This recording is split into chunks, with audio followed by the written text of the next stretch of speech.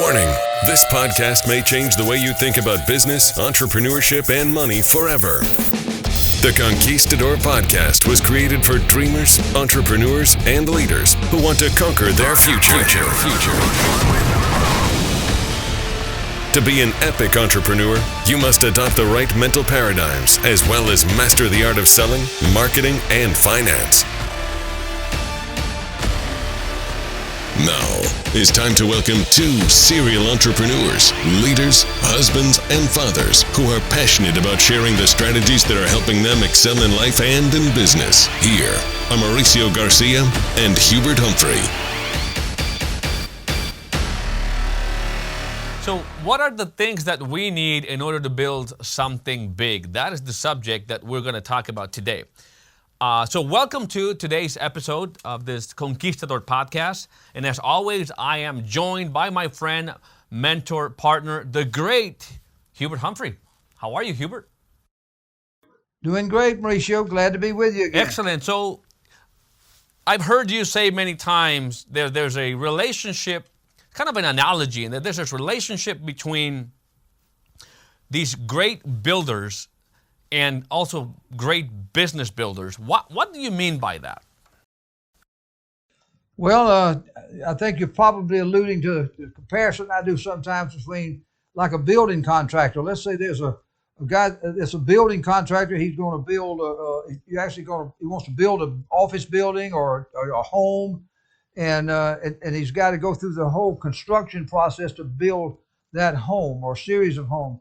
I try to compare that to a business builder, and maybe we can do a little bit of that here today, a little bit, just point out a few things.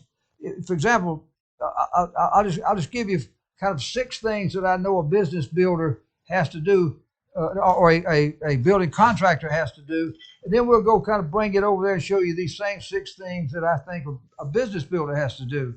You know, one is a master builder, a building contractor somebody has to start with the end in mind. They've got to envision a completed project. They know what does the building look like? What does every room, every feature of that thing look like? So somebody's built it in their mind, and the building contractor makes sure that's taken out of the person's mind and is put over to an architect who now does what? Number 2, they now got to go and draw it out in great detail with the blueprints in detail. And then number 3, once they've kind of got the picture, they've got it built on paper, then they've got to, before they get started, they've got to have a plan. You know, they've got to determine how much raw material are they going to need, what's it going to cost, what are the supplies, where can I get the supplies, can I get them on time, and they know they don't want to start building something and run out of boards, run out of bricks, run out of concrete, you don't want to run out of anything. You want to know you've got enough you got the ability to get everything you need before you get started. The worst thing in the world to do, a builder, is to start something and then he's got to shut down because he couldn't get the raw material. Let me say something there, because maybe sometimes as we are thinking about, in business, right? We go as far as maybe putting the drawing board and have the picture in mind, go to the details, but lack the plan as far as, with the analogy that you're using, is how many plumbers are we going to need? How many electricians are we going to need? Right? How many bricks? How many, like that raw material? Is that what you're referring to in the plan? Yeah. Okay. Right. That's right. So you got to that number 3 is you got to know how much it's going to cost and how much supplies is it going to cost to do that. Then you got to determine, like I said, an actual cost of the job. And then number 5, you got to determine a deadline by which it's got to be. You got to start with an end in mind. If you're building something, whoever you're building it for, they're expecting you to deliver on a certain date. And so you got a deadline. You're damming up time, which is one of the secrets of success. And then the 6th thing you got to do is now you got to go and have a business plan where you put all this stuff in sequence. You got to go out and, like you mentioned, hire all the painters and the plumbers and the roofers and the carpenters, all those people. And last but not least, the B part of that is you've got to make sure you got financing.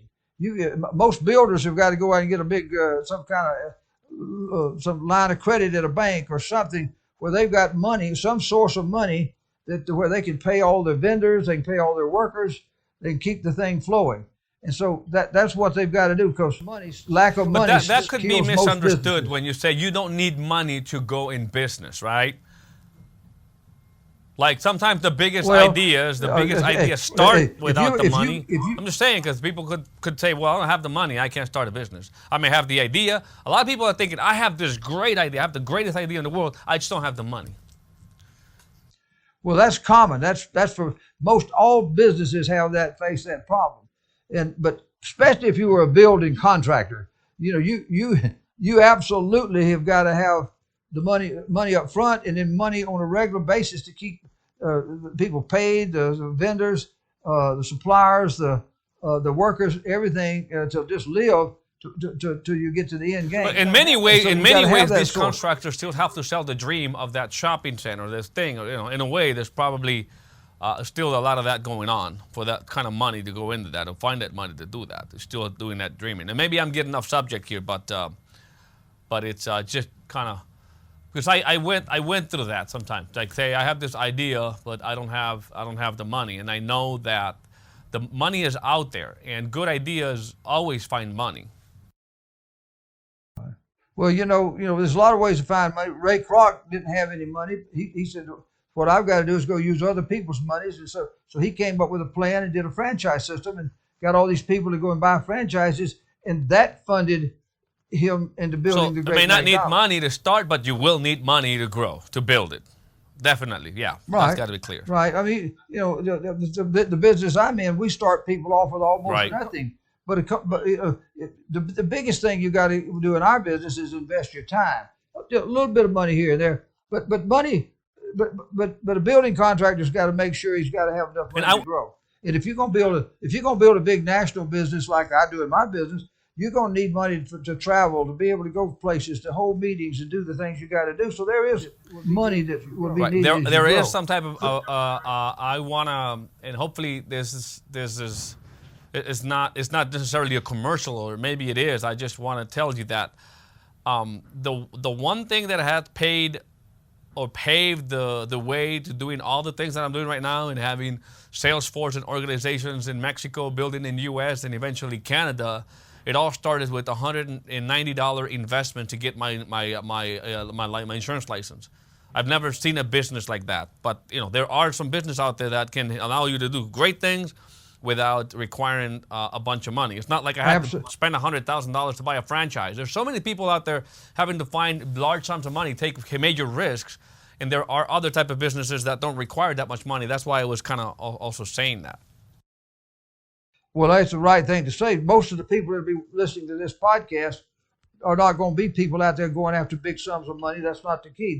If they're in that kind of business, they better have a lot of expertise and a lot of great people helping them. And they better be in the right business at the right time, because that's a risky thing when you're dealing with that kind of. But when I started in my business, it cost me $15. See, yours was a little higher. It cost me $15 to get a license in Georgia, a little temporary license in Georgia to start my whole career. And from that $15, it's produced millions and hundreds of millions of dollars for myself, and billions for many others. And so it doesn't have to have a lot of money. In fact, that's the kind of business, if I was out there, I'd be looking for. I'd be looking for a business where somebody like me, it doesn't have high barriers to entry.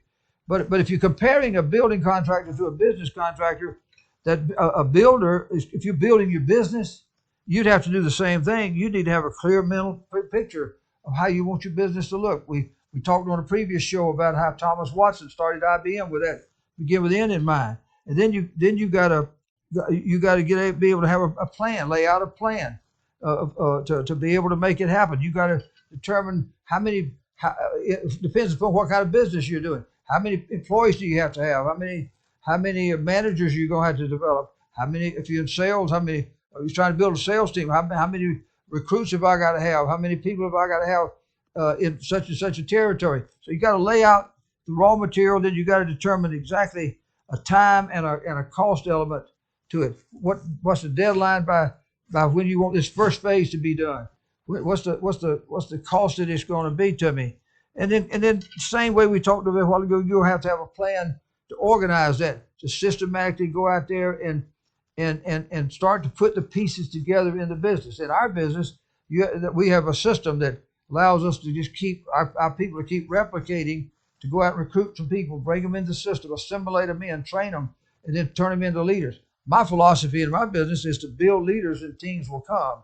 And so my system is all about building leaders so that the teams can be built. And so whatever it is, and then the other thing is financing. Over in whatever business you're in, like if you're in sales business, in our sales business, our guys can go out there and make enough personal sales off their own pen and sell to the recruits, sell to the ones that don't recruit. They can make enough money to fund their own actions to keep building their business bigger. So it always comes back to some type of funding mechanism. Different businesses are going to require different means, but you got to think the same way. You got to start with the end in mind. You got to have a plan. Whether you're building a building, building a shopping mall, or whether you're building a business, and you can do it. But be a business person. Treat it like a business. Too many people get into various businesses out there, and I'm in this business, and man, they promising me all this. Well, I'm gonna recruit somebody, and I'm gonna do something. That's not building. Building is just because you recruit some people, that doesn't mean you built anything. That means you just got some raw material to start working with.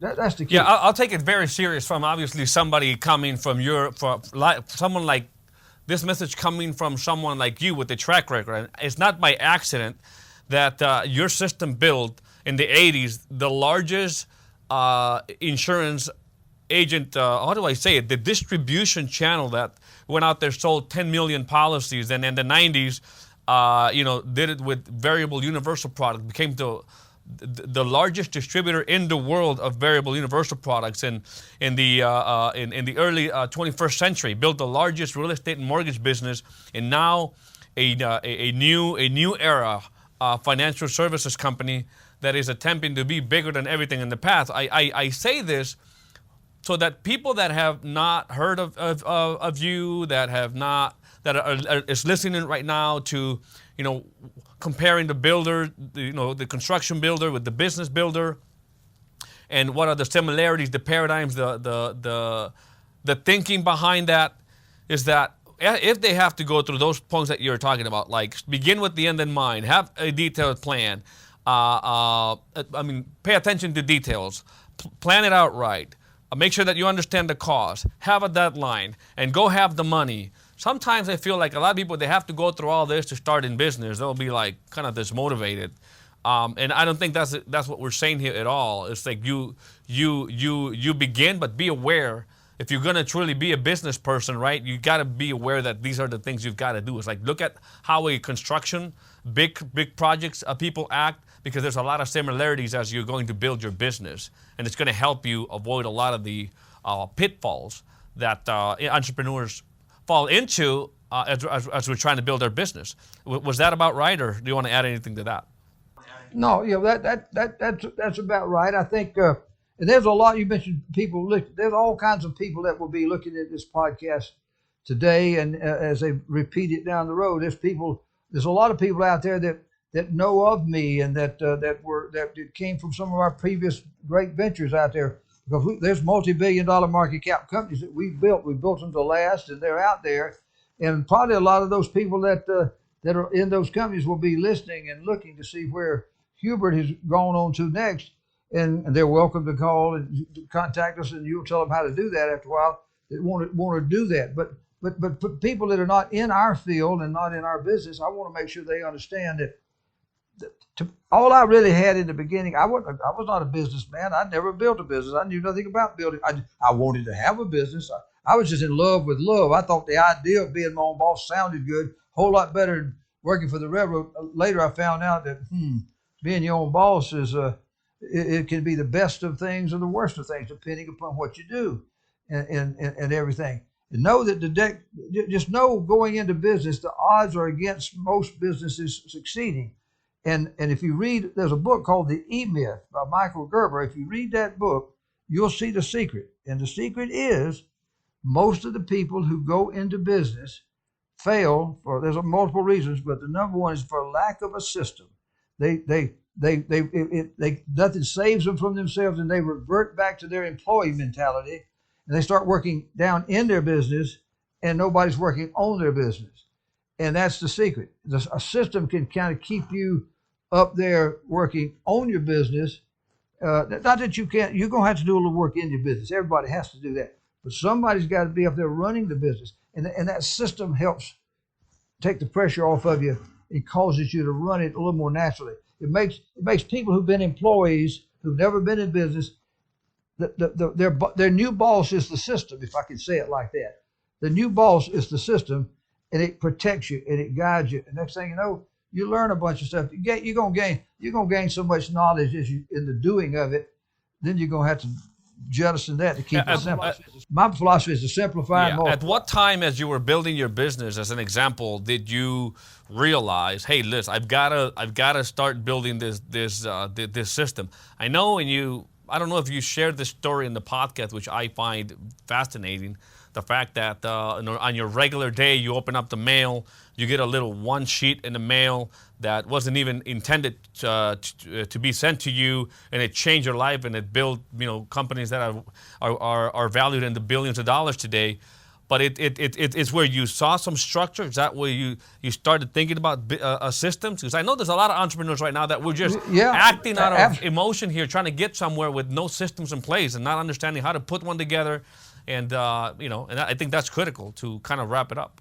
Let me just set the stage. That's a great point, because that was the defining moment for me from a business standpoint that unlocked the secrets from it. I was working on the railroad, wanting to be somebody, wanting to get away, tried over and over and over for years. Finally, I started looking for other little businesses. I didn't have the money, the experience, couldn't get in business. Tried a lot of different little things. One of the things I tried was Amway. I was in Amway for about 7.5, almost 8 years.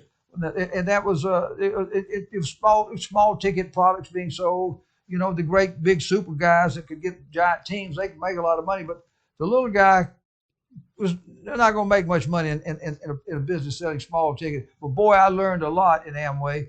And then I happened to be in the hierarchy of a guy that was a great builder. His name was Bill Campbell. He was probably the first triple diamond in Amway way back. He was an engineer by trade, so he had a system mentality. Well, I'm just a new guy. I'm stumbling along and doing part-time in Amway, working on the railroad, just wanting to be somebody.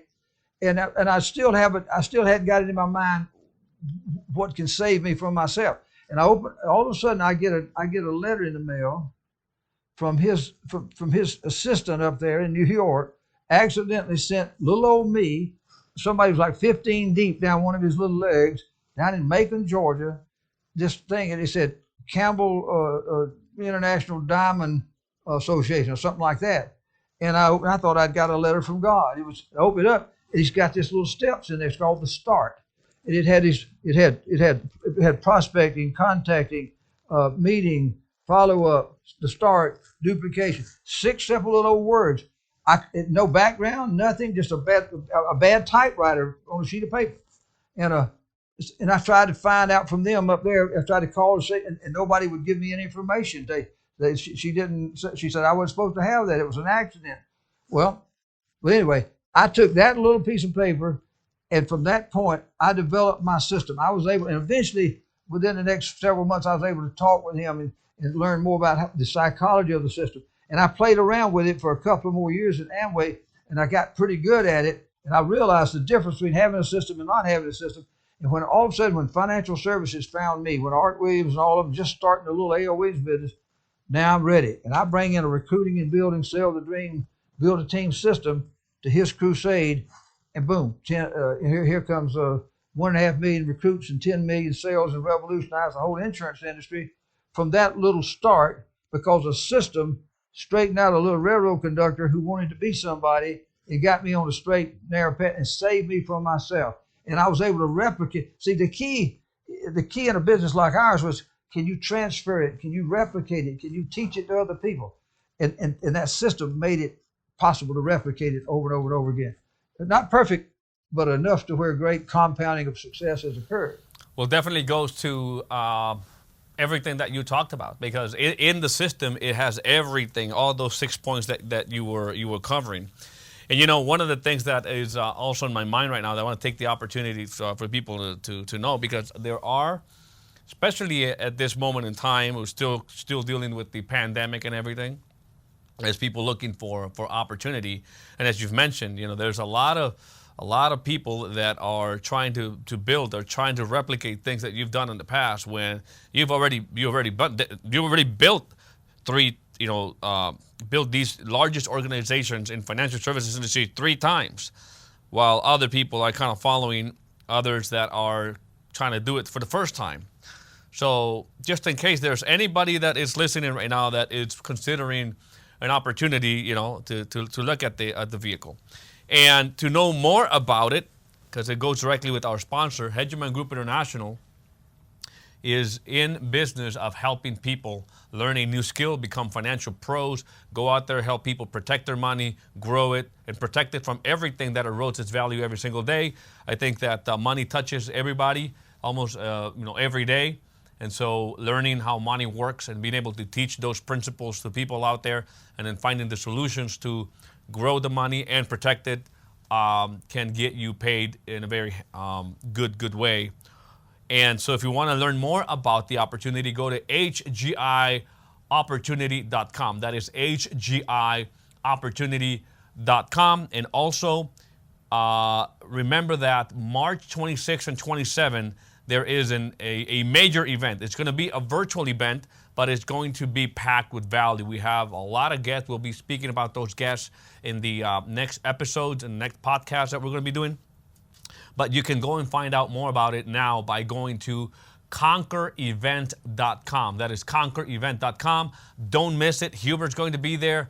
I'm going to be there, and there's going to be a lot of very successful legends in business that are going to be sharing those principles and those secrets to really build it big, to be that great builder that we're talking about. So, Hubert, how do you want to wrap it up today? Well, just let these people know that even though the pandemic's been going on now for over almost a year, there's a right kind of businesses to be in that are perfect for these moments. And I know in our business, we literally tripled our business literally in this pandemic. And we produced more millionaires in 2020 in our business than we ever have in any business I've ever been in the middle of a pandemic. So don't let that hold you back. There are businesses that you can get in that are pandemic proof, so to speak, that are recession proof, inflation proof. And I recommend you take a look at not only ours, but any of those businesses that can fit that model. Don't let the pandemic, the COVID, get you down.